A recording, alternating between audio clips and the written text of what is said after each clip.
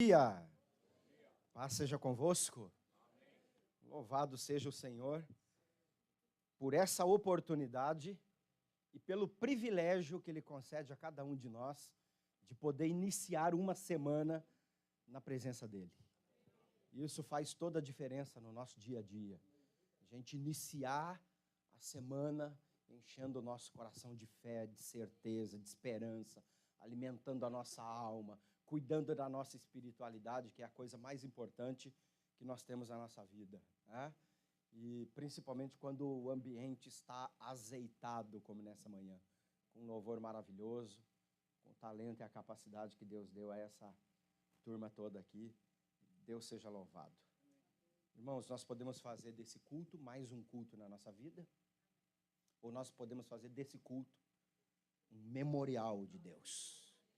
Como disse o pastor aqui, algo que fique marcado realmente na nossa vida, no nosso calendário, na nossa história. Tá? E eu quero crer que essa manhã foi uma manhã preparada cuidadosamente por Deus para que nós fôssemos tratados e abençoados. Amém? Para tanto, eu quero que você abra sua Bíblia comigo. Evangelho de nosso Senhor Jesus Cristo, segundo escreveu São Lucas, no capítulo de número 19.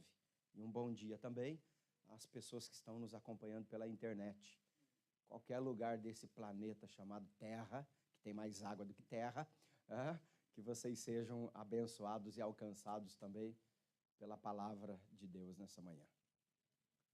Evangelho de Lucas, capítulo de número 19.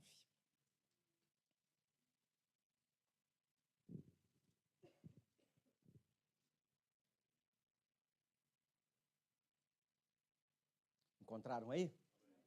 Ó, a chave de compreensão do texto que eu vou ler hoje de manhã está logo no versículo de número 11.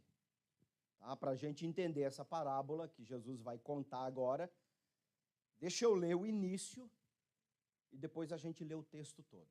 Tá? Versículo 11 diz assim, ó: E o povo pensava que o reino de Deus se havia de manifestar imediatamente. Vamos todos juntos? Eu primeiro, depois vocês após mim. E o povo pensava que o reino de Deus havia de manifestar-se imediatamente. Essa é a chave para a gente compreender o texto, tá?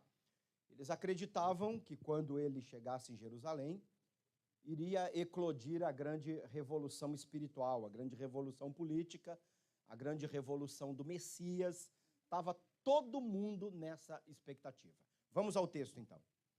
Ouvindo eles isso, prosseguiu Jesus e contou uma parábola, visto estar ele perto de Jerusalém, e o povo pensava que o reino de Deus se havia de manifestar imediatamente. Disse, pois, certo homem nobre partiu para uma terra longínqua, a fim de tomar posse de um reino e depois voltar. E chamando 10 servos seus, deu-lhe 10 minas. E algumas Bíblias vão trazer uma nota de rodapé, explicando o que são essas 10 minas. Meio quilo de prata, ou seja, o trabalho braçal de 3 meses de um trabalhador comum naquela época, tá? E disse-lhes, negociai até que eu venha. Mas os seus concidadãos odiavam-no e enviaram após ele uma embaixada dizendo, não queremos que este homem reine sobre nós. E sucedeu que ao voltar ele, depois de ter tomado posse do reino, mandou chamar todos aqueles servos a quem lhe entregaram o dinheiro, a fim de saber como cada um havia negociado. Apresentou-se, pois, o primeiro e disse, Senhor, a tua mina rendeu 10 minas. Respondeu-lhe o Senhor, bem está, servo bom, porque no mínimo foste fiel, sobre 10 cidades terás autoridade. Veio o segundo dizendo, Senhor, a tua mina rendeu 5 minas. A este respondeu, sê tu também sobre 5 cidades. E veio outro dizendo, Senhor, eis aqui a tua mina, que guardei num lenço, pois tinha medo de ti, porque és homem severo, tomas o que não pusestes, ceifas o que não semeastes. Disse-lhe o Senhor, servo mau, pela tua boca te julgarei. Sabias que eu sou homem severo, que tomo o que não pus, que ceifo o que não semeei? Por que, pois, não pusestes o meu dinheiro no banco? Então, vindo eu, o teria retirado com juros. E disse aos que estavam ali: tirai-lhe a mina e dai ao que tem 10 minas. Pois eu vos digo que a todo o que tem dar-se-lhe-á, mas ao que não tem, até aquilo que tem ser-lhe-á tirado. Quanto, porém, àqueles meus inimigos, que não quiseram que eu reinasse sobre eles, trazei-os aqui e matai-os diante de mim.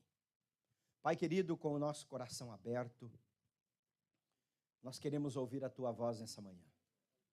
Queremos ouvir a tua palavra. Precisamos, meu Deus, desse alimento que vem dos céus. Precisamos, meu Deus, da transformação de glória em glória que o Senhor realiza na nossa vida. Por isso, Senhor, nessa manhã, enche o nosso coração de fé, de certeza, de esperança.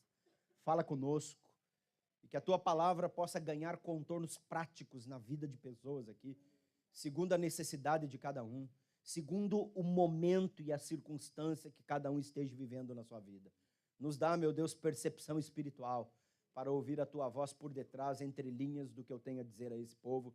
Nessa manhã é a nossa oração em o nome de Jesus Cristo. Pode sentar.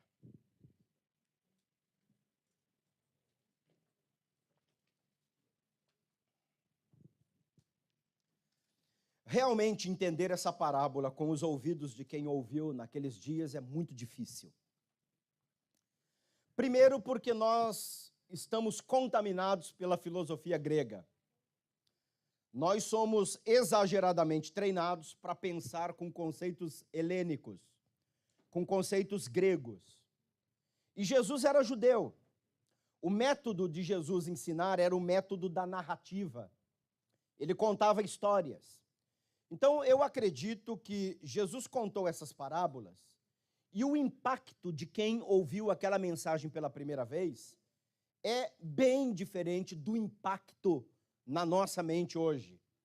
Porque a nossa primeira tendência, quando a gente lê uma parábola dessa, é querer entender ponto por ponto. Quem era esse rei? Por que que esse rei foi para uma terra distante para ser coroado e depois voltar? E a gente fica querendo fazer uma análise sintática, uma análise desconstrutiva da parábola e querendo entender ponto por ponto. E eu não acho que era assim que Jesus trabalhava. Eu não acho que era assim que Jesus contava as suas histórias. Porque isso daqui é uma parábola, é uma história que você deve ouvir, que você deve guardar, que você deve ler de novo, que você deve meditar, sem tentar quebrar essa parábola em diversos conceitos, porque não era assim que ela funcionava. Então vejam, os judeus, e principalmente os seguidores de Jesus, eles criaram um clima em Jerusalém, em torno de Jesus, de que Jesus seria uma espécie de Dom Sebastião da cultura portuguesa. Existe em Portugal uma cultura que eles chamam de sebastianismo, porque houve uma época em Portugal que eles acreditavam que Dom Sebastião iria voltar e restaurar Portugal ao esplendor da sua glória. E essa crença lá se chama sebastianismo. É aquela expectativa que nós brasileiros tivemos lá no Brasil, quando o Collor foi eleito presidente da República, de que ele iria dar a grande guinada, ou quando o Sarney implantou o Plano Cruzado, ou quando foi redigida e implantada a primeira Constituição depois do regime militar, ou essa expectativa que o povo brasileiro está agora, de que se o Bolsonaro ganhar, ele vai dar a guinada na economia do país e as coisas vão se resolver no estalar dos dedos. Aquela expectativa de que agora vai. Eu lembro, por exemplo, que quando o Collor ele era o candidato, ele prometeu que ele ia acabar com a inflação com um tiro só. Ele disse, eu venho com um tiro só na minha espingarda. E ele confiscou todo o dinheiro do povo e virou um caos. E ele não acabou com a inflação coisa nenhuma, ele acabou, foi sendo impeachmentado. Mas essa expectativa que a gente sempre tem essa expectativa de que vai chegar alguém e com uma ação, com o estalar dos dedos, os nossos problemas vão se resolver. Os judeus estavam com essa expectativa em relação a Jesus, de que Jesus iria chegar em Jerusalém e num passe de mágica ele iria resolver tudo. Porque nessa época, é bom a gente entender, Jerusalém era o centro. Jerusalém era a cidade de Davi. É lá que está o Monte Sião. E Jesus, ele é um personagem marginal, ele não é do centro, ele é das margens. Jesus vivia na Galileia, longe de Jerusalém. Ele só ia a Jerusalém nos dias de festas. Ele era uma espécie de um judeu marginal, e assim ele era visto pela cúria, assim ele era visto pelo clero de Jerusalém, como um sujeito esquisitão, como um contestador. Jesus era visto como uma pessoa que causava comoção. Ele não era muito aceito nas rodas, nos círculos religiosos. Mas, de repente, começou um buchicho. O povo começou a falar. Israel não era muito grande. Começaram a falar e espalhar a notícia de que Jesus ia chegar em Jerusalém, iria mudar tudo. E Jesus está indo para o centro, para Jerusalém. Ele saiu lá das margens, ele que é um judeu marginal, está indo para o centro. É nessa caminhada dele para o centro que ele conversa com Bartimeu, que ele cura Bartimeu. É nessa trajetória dele para o centro que ele vai para a casa de Zaqueu. É nessa jornada, nessa viagem dele para Jerusalém. E foi se criando esse clima de salvador da pátria. Foi se criando esse clima de que ele era o cara, de que ele era o herói, de que ele era o salvador. É o texto que eu ressaltei para vocês aqui hoje de manhã. E o povo pensava que o reino de Deus ia se manifestar imediatamente. E como era típico de Jesus, e nisso ele é um personagem alucinante, ele é um personagem fascinante. O que é lindo em Jesus é isso, é que ele nunca age de acordo com a nossa expectativa de como será o próximo passo. Ele sempre nos pega no contrapé. E ele pega todo mundo no contrapé contando uma parábola. E essa parábola ele está dizendo o seguinte: o reino de Deus não é isso que vocês estão pensando. O reino de Deus é um jeito de viver. É muito interessante isso. O reino de Deus é um jeito de viver. É uma filosofia que a gente adota. São valores que passam a nortear as nossas atitudes, as nossas decisões. O reino de Deus não é isso que vocês estão pensando, não. Porque está todo mundo pensando que chegou o Salvador da pátria, a coisa vai acontecer. E ele chega e diz: eu vou contar uma parábola para vocês. E ele conta uma parábola sobre um rei. Isso daqui é uma história. Não tente desconstruir a história em princípios e conceitos. Porque isso daqui é uma história simples e básica. Um homem de nobre nascimento, foi chamado para ser coroado rei. Mas antes dele partir, ele chamou os seus súditos. E ele deu a cada um deles uma quantidade de riquezas. Foi dando, foi distribuindo. E alguns disseram: nós não queremos que ele seja rei sobre nós. Quando ele retornou, para aqueles que ele tinha distribuído as riquezas, ouro, prata, dinheiro, ele foi lá e cobrou. Ele disse: o que foi que você fez com o dinheiro que eu lhe dei? E aí, o que tinha recebido 10, todo mundo recebeu 10. Ele diz o seguinte: olha, eu ganhei a mesma quantidade, olha sua majestade, porque agora ele é rei. O senhor me deixou 10, eu trabalhei, eu me esforcei, eu me dediquei, e eu granjeei outros 10. E ele disse: muito bem, você vai ficar na subprefeitura de 10 cidades. Você será vice-rei de 10 cidades. O outro disse: olha, o senhor me deixou 10, mas eu só consegui 5. Ele disse: muito bem, você fica na responsabilidade de 5 cidades. E teve um lá que disse assim: olha, eu fiquei com medo. Eu sabia que o senhor é um homem que tira de onde não pôs, que colhe de onde não plantou. O senhor é um cara severo demais, exige o que eu não posso dar. Está aqui o que o senhor me deixou, estou lhe devolvendo. E ele disse assim: olha, no mínimo que você poderia ter feito era ter depositado isso num banco, que pelo menos renderia juros. Coloca numa caderneta de poupança, numa aplicação. E para aqueles que disseram: nós não queremos que ele seja rei sobre nós, ele disse: matem todos. Que é uma coisa esquisita saindo dos lábios de Jesus. Mas não é que ele esteja mandando a gente matar. Isso aqui é uma história que ele está contando.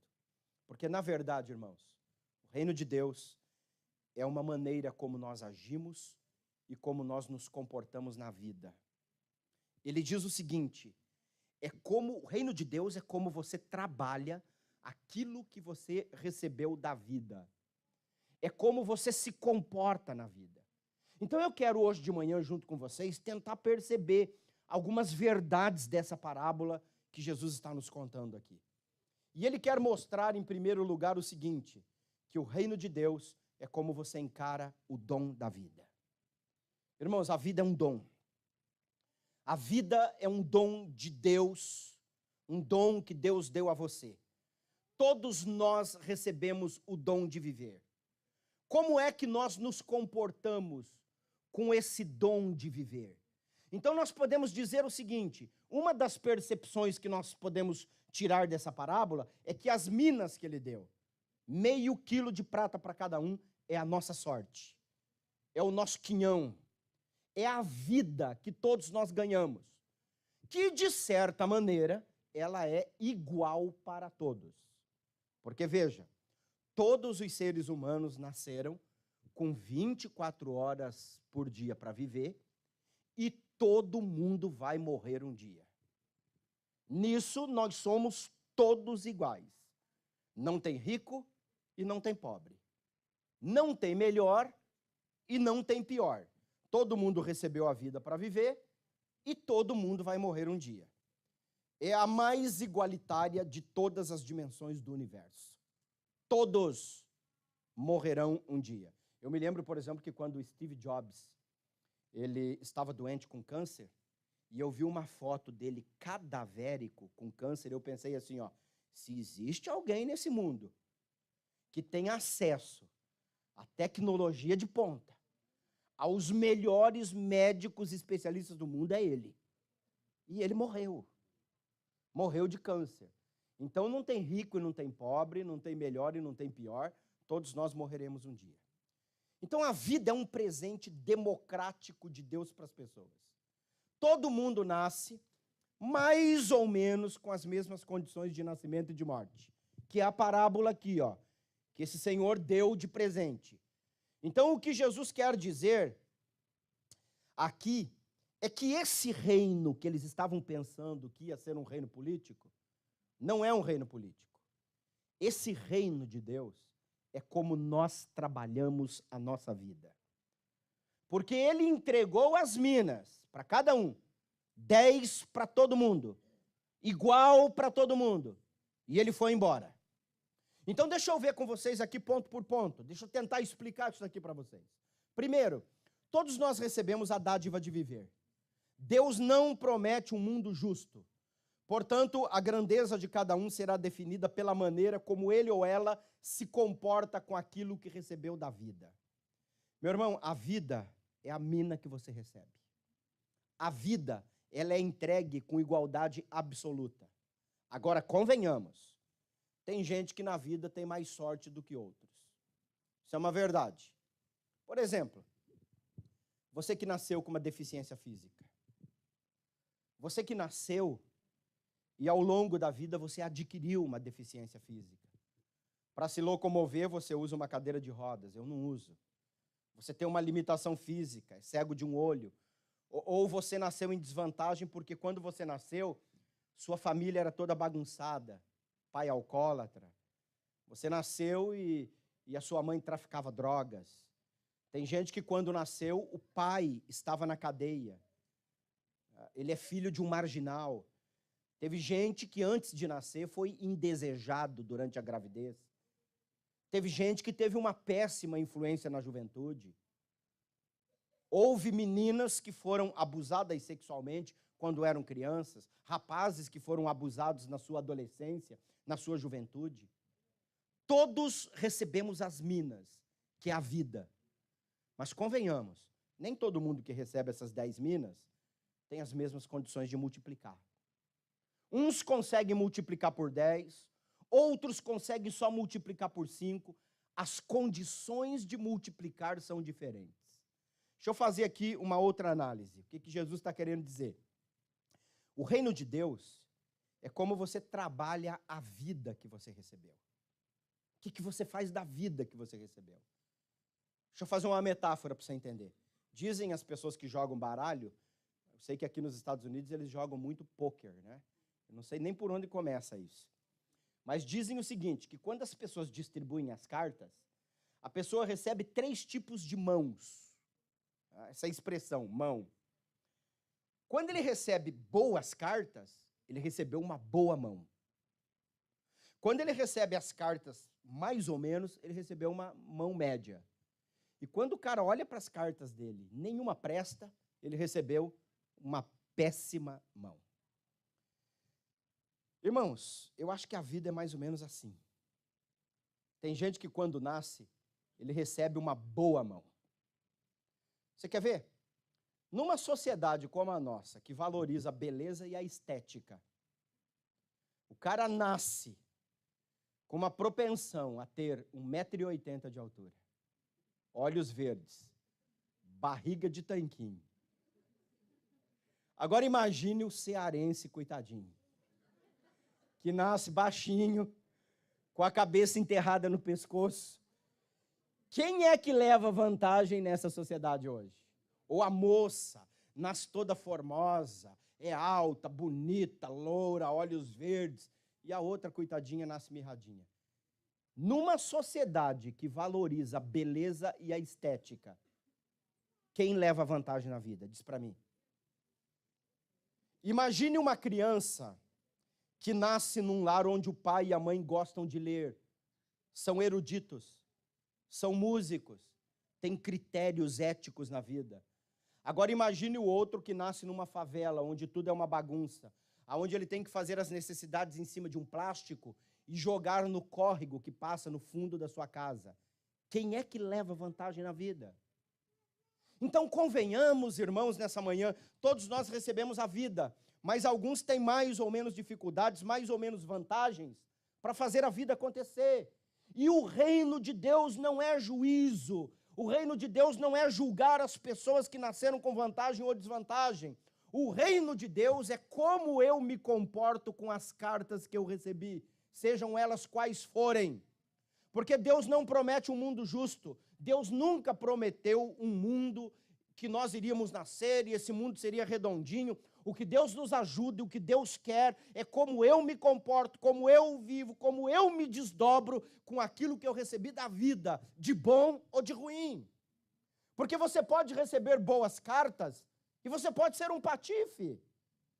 Você pode receber péssimas cartas e você pode ser um derrotado na vida. Não é determinado pelas cartas que a gente recebe na vida. É determinado como eu jogo o jogo da vida. Não importa as cartas que você recebeu, que com certeza para alguns de vocês aqui foram péssimas.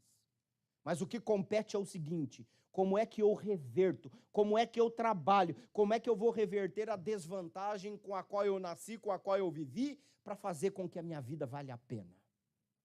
Na minha família, por exemplo, eu olho para a minha família, teve gente que nasceu em condições infinitamente melhores do que eu. E alguns deles hoje, o tempo passou, eles estão com a vida aos frangalhos. E eu, com todas as dificuldades, consegui lutar, consegui me esforçar, consegui trabalhar, consegui construir uma família, um ministério, um legado. Irmãos, na Bíblia há pessoas que nasceram em desvantagem e foram grandes, foram magníficos. Tem, por exemplo, o filho de Saul, Jonatas, que o pai foi um louco, um esquizofrênico, um psicopata, e ele é de uma lealdade e de um amor que Davi diz a respeito dele que o amor dele excede o amor de muitas mulheres. Teve gente que nasceu em famílias disfuncionais. É interessante, por exemplo, o caso de José do Egito. Ele nasce numa família que é uma bagunça, porque o pai dele é manipulado e o pai dele é um manipulador. Na casa é uma confusão, é os irmãos tramando contra os outros, é uma bagunça, é uma briga total. O pai tem vários filhos, e os filhos com as cartas que receberam viraram patifes e venderam o próprio irmão. Os irmãos não prestam. E José, com as cartas que recebeu, ele se torna um homem honesto, ele se torna um homem íntegro, e por onde ele vai, ele dá testemunho da sua integridade, ele convive com a injustiça, mas ele não abre mão dos seus valores, ele vive com padrões completamente diferentes. Aliás, isso nós evangélicos temos que aprender. Porque nós evangélicos dizemos assim: pastor, eu estou assim, porque eu nasci numa família maldita. Eu tenho que quebrar a maldição. Meu irmão, você não tem que quebrar a maldição coisa nenhuma. Você nasceu numa família e ponto final. O que você tem que fazer é trabalhar com aquilo que você recebeu nas suas mãos, é o que você tem, e fazer a sua vida ser diferente. Você pode nascer em condições esquisitíssimas, como nasceu Moisés, porque a gente gosta de idealizar a vida de Moisés e tal. Mas, meu irmão, pensa comigo como é que era a cabeça de Moisés. Porque ele é filho de judeus, criado na corte de Faraó, e a mãe dele é a babá dele. Imagine a confusão na cabeça dessa criança. Então tem gente que quer achar explicação. Ah, pastor, por que eu nasci assim? Por que eu tenho isso? Por que eu tenho essa doença? Por que eu sofro esse problema? Por que isso acontece comigo? Meu irmão, para de querer dar explicação. Você recebeu as 10 minas. Você recebeu em condições diferentes. E o que você tem que fazer é o seguinte: eu vou pegar essas 10 minas e vou fazer com que a minha vida seja diferente. Essa é a mensagem do Evangelho, essa é a mensagem de Jesus Cristo. Porque você pode ter muita sorte.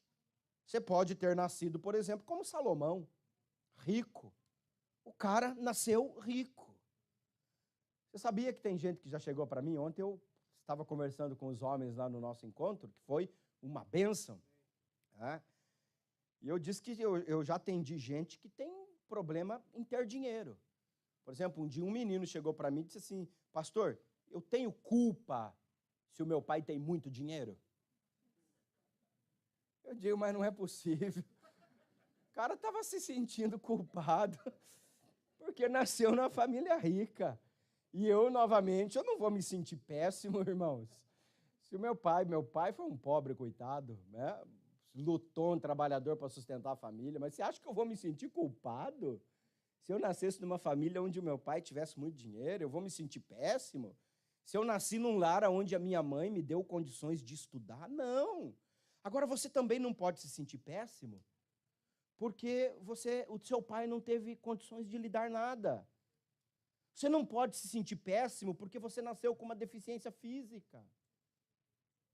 Eu não tive muita sorte com as cartas que eu recebi no jogo. Mas eu posso começar a jogar diferente de como eu jogava antes. Eu posso decidir como é que eu vou jogar o jogo da vida. Então, uma coisa que me chama a atenção nessa parábola é que as pessoas estavam com uma expectativa grandiosa de que Jesus iria se tornar o salvador da pátria. E Jesus chama as pessoas e diz: pare com essas coisas grandiosas. E ele conta uma parábola dizendo o seguinte: cuide do que você tem nas suas mãos. Sabe por quê? Porque, em segundo lugar, a vida é uma responsabilidade sagrada que todos nós temos. A vida é uma responsabilidade sagrada. Porque ele entregou essas 10 minas nas suas mãos. Cuide, lide, trabalhe com o que você tem nas suas mãos, como se fosse um bibelô de cristal. A vida que você tem, cuide dela. Os talentos que você tem, o que você é, valorize isso, porque o que você tem é precioso. Por isso que eu gosto daquela canção que antigamente a gente cantava na igreja: quero que valorize o que você tem. Você é alguém especial para Deus. E é mesmo, irmãos. Todos nós que estamos aqui somos especiais para Deus. Você é muito especial para Deus, mesmo tendo recebido na vida cartas em desvantagens. Isso não faz quem ganhou melhores cartas serem mais especiais aos olhos de Deus. Você é precioso. Você recebeu a vida de Deus e você tem uma responsabilidade sagrada de zelar, de cuidar dessa vida. Você não tem o direito de jogar a tua vida fora. Você não tem o direito de ser irresponsável. Você não tem o direito de tratar a sua vida, as minas que você recebeu, com menos valor do que Deus dá a ela, porque você é uma riqueza diante de Deus. Tem uma música popular brasileira, do Lenine, que eu gosto muito. Deixa eu ler a letra dela para vocês. Ó. Mesmo quando tudo pede um pouco mais de calma, até quando o corpo pede um pouco mais de alma, a vida não para. Enquanto o tempo acelera e pede pressa, eu me recuso, faço hora, vou na valsa. A vida é tão rara. Enquanto todo mundo espera a cura do mal, e a loucura finge que tudo isso é normal, eu finjo ter paciência. O mundo vai girando cada vez mais veloz, a gente espera do mundo e o mundo espera de nós um pouco mais de paciência. Será que é tempo que falta para perceber? Será que temos esse tempo para perder? E quem quer saber? A vida é tão rara, mesmo quando tudo pede um pouco mais de calma. Até quando o corpo pede um pouco mais de alma, eu sei, a vida não para. A vida não para. A vida é tão rara. Meu irmão, vai chegar um dia em que o rei vai perguntar a cada um de nós: o que você fez das minas que eu entreguei nas suas mãos? Porque ele foi, mas ele vai voltar. Ele vai voltar. E ele vai perguntar a cada um de nós o que foi que você fez da sua vida. Ah, Senhor, eu tive medo, eu encolhi, eu não confiei no Senhor, eu não confiei na sua palavra. Eu vacilei, peguei todos os dons e capacidades que o Senhor me deu e deixei debaixo do travesseiro. Fiz isso para me poupar, porque eu fiquei esperando do mundo e o mundo ficou esperando de mim. E a vida não parou e eu não tenho nada, absolutamente nada, para lhe apresentar. Olha o que Jesus disse aqui, ó. Pois eu vos digo, que a todo o que tem, dar-se-lhe-á. Mas ao que não tem, até aquilo que tem, se lhe há tirado. Sabe o que eu aprendo aqui em terceiro lugar? Se nós não nascemos com as mesmas chances, as nossas responsabilidades são proporcionais às nossas oportunidades. As nossas responsabilidades na vida são proporcionais às oportunidades que nós recebemos da vida. Veja, entenda, eu não posso exigir da pessoa que não teve a mesma oportunidade que eu, a mesma responsabilidade que eu tenho. A quem muito é dado, muito será cobrado. Jesus diz exatamente isso. Você que está aqui hoje de manhã e que recebeu muito de Deus, saiba de uma coisa: atrelado a isso que você recebeu de Deus, está um nível de responsabilidade que o outro não tem. Essa é a lógica do versículo. Aquele que teve condições de jogar o jogo porque foi incapaz é diferente daquele que jogou o jogo porque era mau caráter. Essa é a lógica da parábola. O reino de Deus é que todos nós nos conscientizemos que a vida não é um passeio, em que eu posso simplesmente desligar, colocar no ponto morto e deixar ela acontecer. Junto com o meu privilégio, junto com a minha capacidade, junto com a minha condição financeira, junto com o meu talento, está atrelado uma grande responsabilidade. Maior ou menor, depende de como você recebeu as cartas. O nível de responsabilidade de quem recebeu menos cartas, obviamente, é menor. Quem recebeu as melhores cartas, o nível de responsabilidade é infinitamente maior. É por isso que Jesus era tão implacável com os religiosos. Por isso que ele era intolerante com os religiosos. Se você passear pelas páginas dos evangelhos, você não verá jamais Jesus cuspindo em pessoas que nasceram desprivilegiadas na vida. Ele só foi rigoroso com aquele cujo nível de responsabilidade era tal que ele não tratou da vida com a devida responsabilidade. E aí Jesus faz algumas declarações absolutamente fora do normal. Por exemplo, olha isso aqui. As prostitutas e os publicanos entrarão no reino dos céus antes dos religiosos. Não vou nem comentar muito isso. Guarda isso no seu coração. Vai para casa e medita durante a semana. Reflita sobre isso.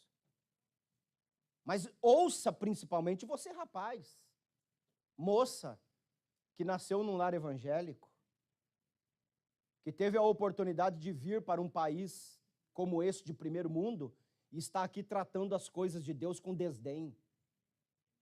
O menino que está lá no Brasil, na FEBEM, o nível de responsabilidade dele diante de Deus é infinitamente menor do que o seu. que teve esses privilégios dados por Deus na vida e que hoje tem aqui as condições de estudar num colégio particular e muitas vezes trata isso com desdém. Me ouça de manhã, você que conhece os valores do reino de Deus e se comporta com mau caratismo dentro da sua família, com a sua mulher, com os seus filhos. Me ouça hoje de manhã, você que está sendo abençoado financeiramente. Deus lhe deu uma vida boa, Deus lhe deu condições que a maioria das pessoas não tem, e você é infiel com Deus. Você é ingrato com Deus. Você não retribui para o reino de Deus à medida que Deus tem te abençoado. Nós não nascemos com as mesmas chances na vida, mas as nossas responsabilidades são, sim, proporcionais às nossas oportunidades. Quanto maiores forem as suas oportunidades na vida, maiores serão as suas responsabilidades diante de Deus. Quem está entendendo diz amém. Quarto, as nossas atitudes são mais definidoras da nossa sorte do que as oportunidades com as quais a vida nos brindou. Porque eu ouço muita gente dizer assim, ó, minha vida não vai para frente, parece que eu nasci virado, tudo para mim dá errado. Pastor, eu acho que quando eu era menino eu joguei muita pedra na cruz. Porque para mim as coisas não dão certo. Ou tem gente que fala umas besteiras, né? Tem que dizer assim, eu estou vivendo desse jeito porque numa outra vida eu devo ter sido um sujeito muito mau. Irmão, esse tipo de besteira que as pessoas falam. Mas o que define a nossa vida, muito mais do que as nossas oportunidades, são as nossas atitudes. Qual é a sua atitude, meu irmão? Como é que você enfrenta a vida? Porque Jesus mostra aqui, ó, que o fator das pessoas terem granjeadas mais ou menos não era uma questão de ter dado certo. Foi a atitude deles. Olha aqui, ó. O Senhor é um homem mau, homem severo, tira de onde não pusestes, colhe de onde não plantastes. Olha a atitude desse cara. Esse cara é um azedo. Esse cara é má notícia. Depois fica reclamando, a vida não dá certo para mim. Irmãos, o problema não é que você teve chance, não é que você não teve oportunidade. O problema é o seguinte, com que atitude você está vivendo a vida? Não fique reclamando que a sua vida não está dando certo, porque tem demônio, porque tem feitiçaria, porque tem olho gordo. Meu irmão, para quem tem Jesus na vida, não tem feitiçaria, não tem olho gordo, não tem olho obeso, não tem olho vesgo. Não tem nada, meu irmão. O que define é a tua atitude. Tenha a atitude. É como você enfrenta. É com que grandeza de alma.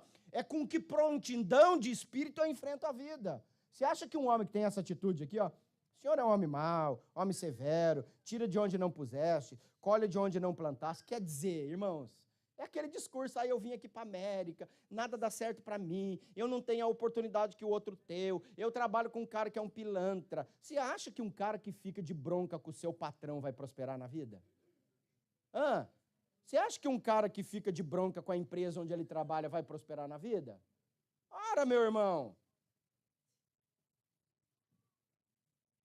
É a atitude. O que define a nossa sorte na vida é a nossa atitude. É o coração da gente. O rei deu 10 minas para cada um. Uns ganharam mais, outros menos. Teve um que não ganhou nada. Sabe por quê? A atitude dele. O cara era ruim de alma. Era sangue ruim. E essa questão de sangue ruim é uma questão de você querer continuar fazendo o que você está fazendo ou mudar. Porque o nosso desempenho na vida não é tão significativo quanto a nossa índole.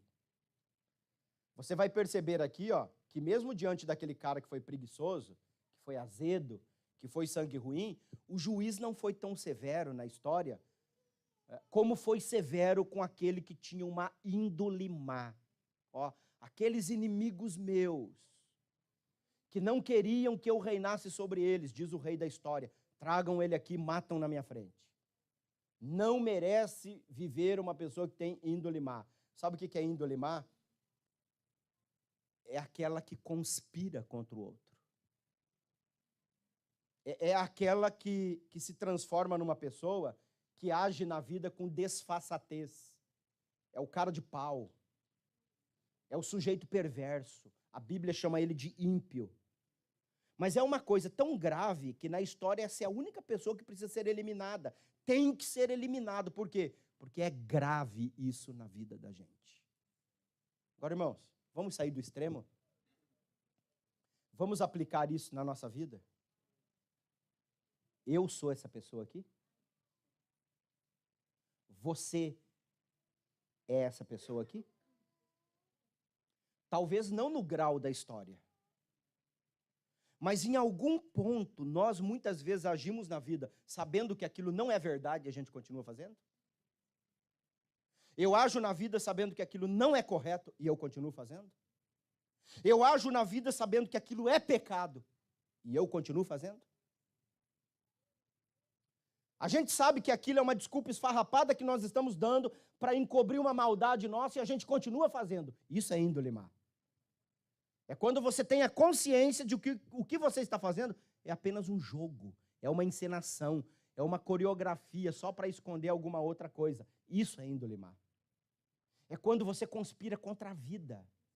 É aquele que arma para lucrar, para poder se safar, para poder se justificar. Jesus disse, esse conspira contra a vida.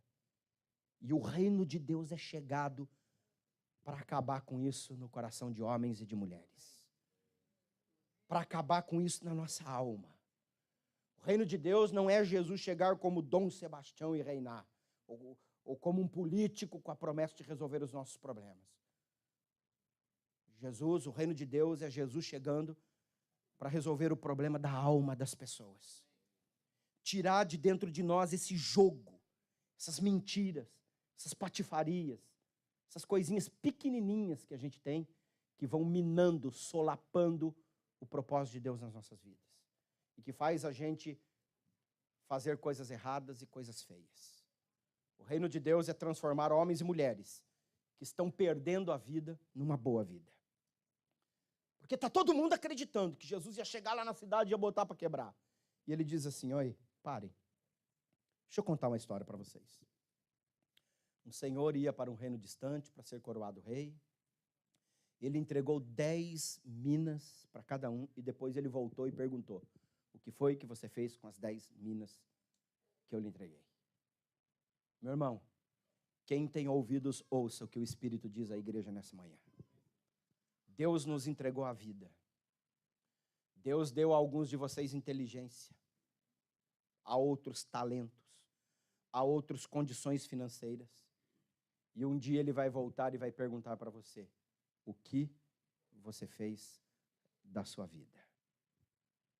Porque nós vamos prestar contas a Deus do que nós estamos fazendo com a nossa vida, com o nosso dom, com o nosso talento e com a nossa capacidade.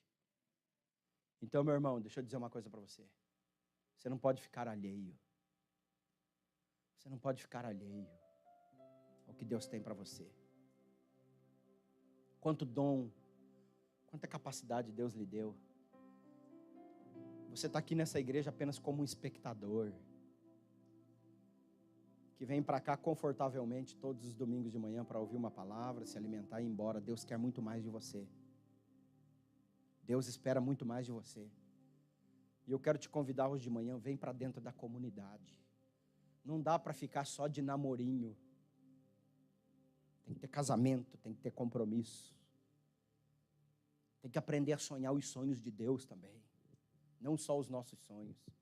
Vem para dentro da comunidade. Corpo, alma, espírito.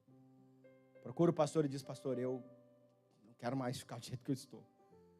Deus me deu dons, Deus me deu talentos, Deus me deu capacidade. Está na hora de eu começar a usar esses dons, esses talentos, essas capacidades para a multiplicação do reino de Deus. Para pessoas serem abençoadas, alcançadas. E eu não quero mais ficar como um espectador. Vamos todos nos colocar em pé?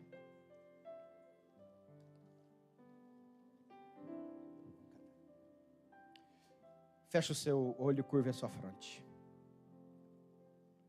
Olhe para dentro de você e responda para você mesmo o que é que Deus quer de você nessa manhã, meu irmão.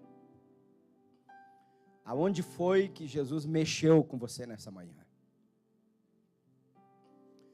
Qual é a área da sua vida que Ele tocou com amor, te chamando à responsabilidade, te chamando ao compromisso. E em nome de Jesus Cristo hoje, responda à voz do Espírito Santo.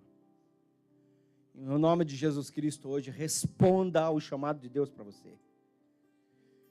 Em nome de Jesus Cristo hoje, olha para dentro de você. Olha para dentro de você. E responda ao chamado de Deus aqui. Nós vamos cantar uma canção. E depois nós vamos orar. E se alguém quiser sair do seu lugar e vir aqui à frente, dobrar o joelho diante do altar, você pode fazer isso. Porque você se sentiu hoje compungido pelo Espírito Santo. Você se sentiu hoje cobrado pelo Espírito Santo. Você se sentiu hoje impelido pelo Espírito Santo. Você se sentiu hoje que tem uma responsabilidade sobre você. E você não está respondendo à altura. E você diz, Deus, chega. Hoje é o dia. Vamos cantar.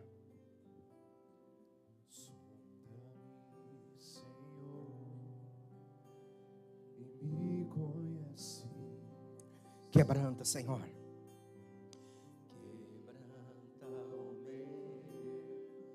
Vamos fazer dessa canção a nossa oração.